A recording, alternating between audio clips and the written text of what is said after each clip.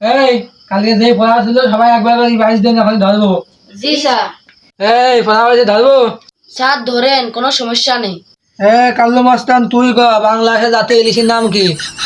Sir এ তো একেবারে সহজ, এ তো পাঙাশ মাছ।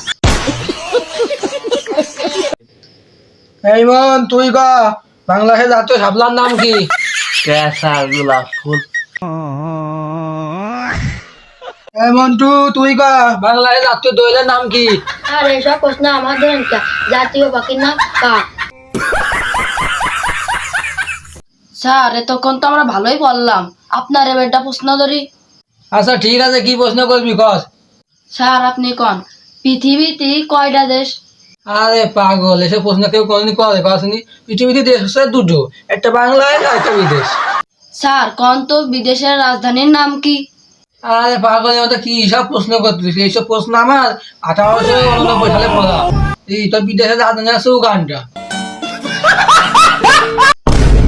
স্যার এটাই লাস্ট প্রশ্ন, কোন চোর চুরি করে না?